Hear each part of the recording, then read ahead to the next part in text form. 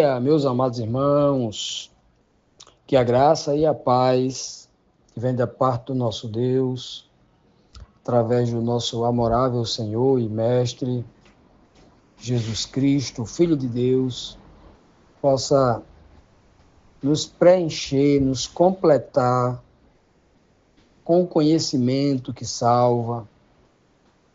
Isso sim é a verdadeira graça de Deus em nossa vida, nos preparando, nos transformando para que em tudo possamos dignificar em nossas vidas o nome de Deus, o nome de Cristo. Meus amados, hoje, terça-feira, vamos dar continuidade ao estudo da nossa lição bíblica diária. Essa semana estamos estudando sobre o tema livres da lei da carne, né? Paulo, aqui no capítulo 7 de Romanos, ele vai fazer uma clara distinção, vai criar uma dicotomia, né? A lei da carne do pecado contra a lei da vida no espírito, né? Duas leis em conflito dentro do ser humano, né? Como se duas naturezas lutassem uma contra a outra dentro de cada um ser humano, de cada uma das pessoas, né? A carne, cheia de impulsos, inclinados em direção ao pecado, contra o espírito racional, o espírito que o tempo todo Deus está falando com o homem através desse espírito, o espírito de Deus testificando com o espírito do homem, tentando convencê-lo, fortificá-lo para que a força da razão do espírito domine a carne e os impulsos, desejos da carne. E que luta é essa, né? Paulo vai tratar isso de uma forma espiritual assim tão bonita e tão profunda ao mesmo tempo, né? E talvez por isso muitas pessoas tenham dificuldades de entender essa linguagem espiritual, né? Teológica muito profunda que o apóstolo Paulo usa, né? Até o ponto de algumas pessoas acharem que Paulo vai estar banalizando a graça, ou em alguns momentos até ficando contra a lei. Algumas pessoas chegam a entender dessa forma, de uma maneira completamente desequilibrada, né? Desequilibrada no contexto do entendimento correto da doutrina, porque Paulo vai falar diretamente que não está falando contra a lei, ele vai dizer, só no livro de Romanos aqui, ele vai falar mais de 12 vezes, não estou falando contra a lei, não sou contra a lei, não se pode anular a lei, o tempo todo Paulo está dizendo isso, né? Inclusive, ontem, na lição de ontem, nós vimos Paulo mostrar claramente, né, que ele fala da lei do corpo, no versículo 4, Romanos 7,4, né, falando da lei do corpo, a lei que está na carne, a lei natural da carne, né, que inclina o homem aos impulsos de comer, é uma necessidade do corpo comer, necessidade do estômago comer, né? Então, a necessidade do homem ter uma relação sexual. Agora, ele pode usar isso aí para o pecado, para inclinar-se para o pecado, né? Algo que Deus permitiu, o homem partir para um exagero e aí transpor as linhas do permitido, caindo em pecado, né? Ele deixa bem claro. E é por isso que ele diz que Jesus ressuscitou dos mortos, para mostrar para a gente que a gente deve matar o velho homem e desse velho homem viver neste corpo velho apenas a nova criatura espiritual, como se estivesse ressuscitando em Cristo. Também no verso 6, nós vimos claramente aqui na quarta pergunta de ontem, né? Paulo diz isso, né? Quando nós fomos libertados da lei do corpo, da lei carnal, aquela lei que empurrava o homem para comer demais, para ter relação sexual fora, né? Demais, fora do permitido, né? Atendendo à lei do corpo, às necessidades naturais do corpo, né? Ter cuidado para não cair em tentação. Tendo morrido para isso, né? E agora, deixa bem claro aqui que agora nós servimos em novidade de espírito para não mais preso à velha letra, à velhice da letra, à letra morta, né? Está preso à coisa física como o corpo físico, agora no espírito. Não se pode mais ler as escrituras e entendê-la de forma gramatical, mas agora de forma espiritual. É isso que ele está falando quando fala de velhice da letra, letra morta e tal, né?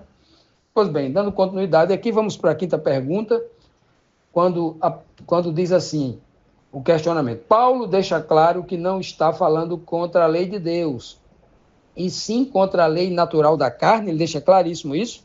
Vamos ver. Romanos 7, versículo 7 diz assim, que diremos, pois?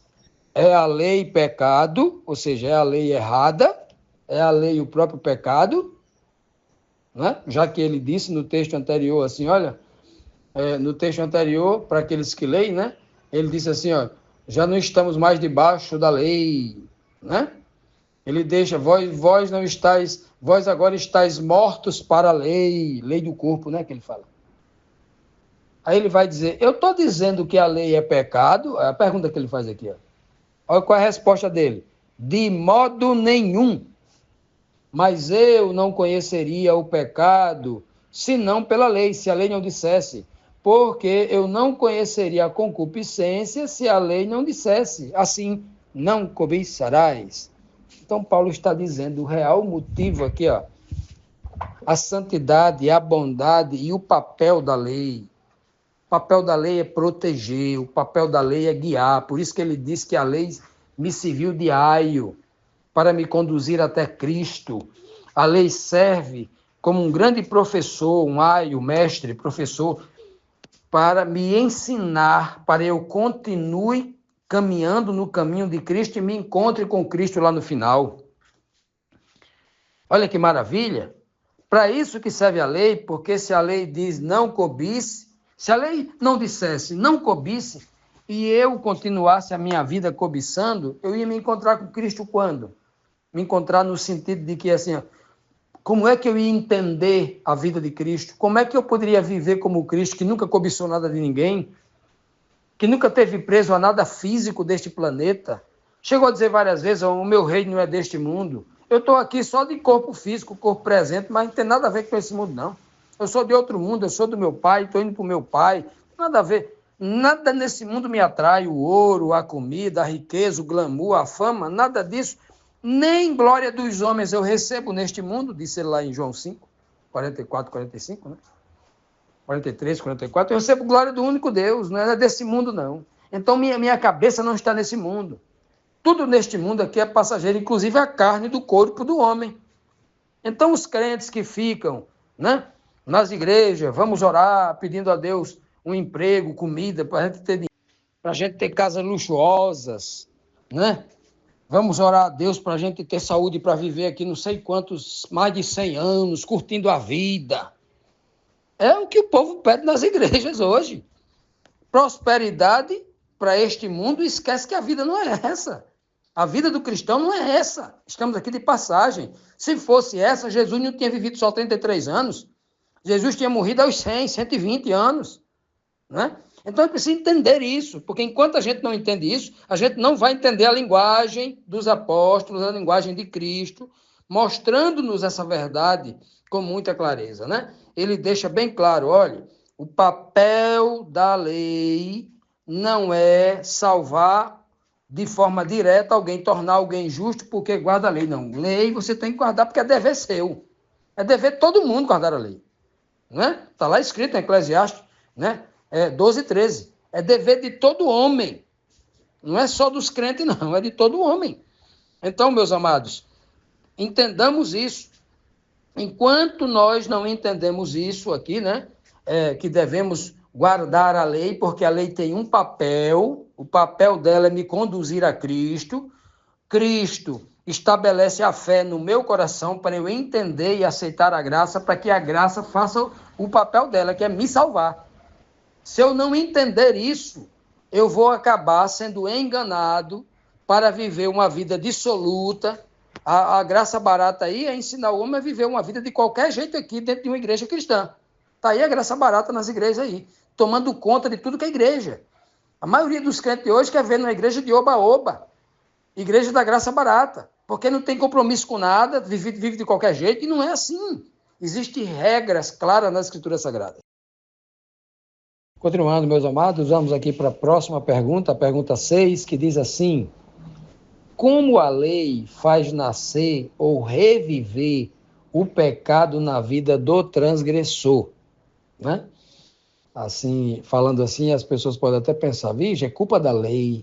Se alguém vai pecar de novo, é a lei quem promoveu o pecado. Não é bem isso, né? O que Paulo quer dizer é o quê? Romanos 7,8 diz assim: mas o pecado, tomando ocasião pelo mandamento, operou em mim toda a concupiscência, porquanto sem a lei eu estava morto para o pecado. Veja, né? Paulo acabou de dizer, né? Ele acabou de dizer no versículo anterior que a lei não é pecado, de modo nenhum. Não há modo nenhum, quer dizer, não há nenhuma possibilidade, nenhuma conjectura, nenhuma especulação para que a pessoa possa pensar, nem que seja de longe, que a lei apoia o pecado, que a lei promove o pecado. Não, a lei é contra o pecado. A lei está de um lado e o pecado está de outro, são inimigos, né? A lei e o pecado são inimigos. Então, quando Paulo diz assim, olha, sabe o que aconteceu? É que o pecado, ele tomou ocasião na minha vida quando a lei reviveu em mim. Exemplo, o homem, a velha criatura, vivia pecando. Vamos inventar um pecado aqui. Pecado aqui, vamos criar aqui o pecado. O pecado é desonrar pai e mãe. Então a velha criatura, que não tinha temor por Deus, andava desrespeitando, não estava honrando pai e mãe, né? Honrar é mais do que desrespeitar, né? Honrar é mais do que respeitar. Honrar é tudo que você faz na vida, é motivo de alegria, de orgulho, de honra para o nome do pai e da mãe, ok? Isso é honrar pai e mãe. Aí o sujeito, na velha criatura, não honrava e agora ainda estava desrespeitando o pai e a mãe. Neste momento, o pecado tomou, usando a lei, começou a dizer para a pessoa: você é um pecador, você não presta, você está desrespeitando, desonrando pai e mãe, não é? Porque justamente quando o homem está em transgressão, o pecado usa a própria lei contra mim. É isso que Paulo está querendo dizer. Paulo não está querendo dizer, em hipótese alguma, que a lei é a grande culpada por o pecado existir. Não, Paulo não está dizendo isso. Porque o tempo todo Paulo está dizendo que a lei é boa, o mandamento é santo, justo e bom, que não se pode anular a lei por causa da fé, por causa da graça. Não se pode anular a lei é uma coisa boa que me leva até Cristo. O tempo todo. O que Paulo está querendo dizer é que, ora, como é que Satanás acusa as pessoas? Não é usando a própria Escritura? Não é usando a própria lei? Como é que Satanás enfrenta Cristo lá no deserto da tentação? Não foi usando as Escrituras? Quem é que disse para Jesus, está escrito? O diabo? Ele usando a lei, usando a própria... Ele usa Satanás, por exemplo, inclusive a lei do pecado, do corpo contra você mesmo. Quem foi que disse que uma relação sexual é pecado? Olha, é uma maravilha. Deus, quem criou foi Deus. Olha, com o homem, ele tem um órgão sexual masculino, a mulher tem o seu órgão sexual feminino, né? Foi Deus quem criou. Aquilo não é a Idade Média, a igreja da Idade Média criou mitos que até hoje muitos pastores entraram nessa conversinha, né? De que o sexo é nojento, de que o órgão sexual masculino é um instrumento do Satanás, que o órgão sexual feminino é um órgão de bênçãos. Se torna maldição quando se usa errado. Senão o livro de Hebreus não dizia, lá em Hebreus capítulo 13, né? Versículo 8, honrado entre todas as coisas seja o matrimônio e o leito sem mácula, a relação sexual sadia, numa cama onde há obediência, onde não há perversidade, onde não há imoralidades, onde não há traição, onde há fidelidade, onde há coisa santa. Não é mesmo? Agora,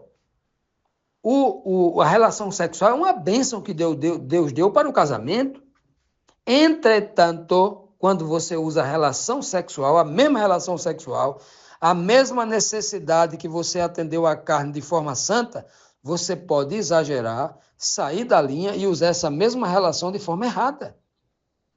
E alguns até justificam. Não, ter relação sexual não é pecado, não. Sem compromisso, não.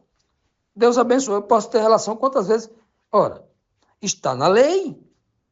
Está muito claro, olha, você não pode ter relação sexual com seus parentes próximos, com sua mãe, com sua tia, com sua irmã, o incesto, a Bíblia está condenando lá. Não pode se deitar com animal, ter relação, a zoofilia é um pecado. Não pode ter relação com pessoa do mesmo sexo, mulher com mulher, homem com homem. Você não pode ter relação sexual a não ser com a sua esposa, a não ser com o seu esposo. Está lá na lei. Agora imagine se a gente joga essa lei fora. Então veja que o pecado, ele toma ocasião exatamente pelo mandamento. O mandamento diz bem claro, tenha relação sexual só com a sua esposa. Ele vai usar esta ocasião quando se tem relação sexual que não é com a esposa, com outra pessoa comprometida, né? Aí o pecado chega usando a lei e diz, você é um transgressor da lei. Como é que o Satanás vai usar a acusação do homem? Ele vai usar a lei para acusar o homem. Se Satanás usa a lei para dizer que o cara está errado, significa dizer o quê? Que a lei é justa. Como é que Satanás vai acusar o homem diante de Deus com algo que Deus vê como injusto? Deus nem escuta. O acusador dos homens chegou diante dos céus, lá no capítulo 1 de Jó, para acusar Jó, e o Senhor diz bem claro, tu viu meu servo Jó? Na terra não tem ninguém, homem reto, retidão, obediência, que se desvia do mal para, né, guardar a minha palavra. Não, aí Satanás falou assim, olha, mas eu vou vir acusá-lo aqui. Tire dele para ver se ele não, né? E aí o Senhor permite que Satanás o prove, né, para que Jó fosse aprovado diante de Deus. E a gente sabe como funciona. O apóstolo Pedro vai dizer que Cristo também vai dizer, né, João vai dizer, que o nosso acusador nos acusa de dia e de noite diante de Deus. Não que ele vá lá pessoalmente diante de Deus, porque ele usa, obviamente, a própria estrutura do certo e errado que está descrito na palavra de Deus para acusar. É isso que Paulo está querendo dizer aqui, que o pecado ele tomou ocasião pelo mandamento da lei de Deus. E ele diz bem claro aqui, né? No versículo anterior ele diz assim, olha, se o mandamento não dissesse não cobiçarás, ele deixa bem claro lá, ó, o mandamento da lei de Deus está muito claro lá. Então, é justamente essa a ocasião que ele está se referindo. Paulo não está aqui dizendo que a lei é promotora de pecado, ela é contrária ao pecado.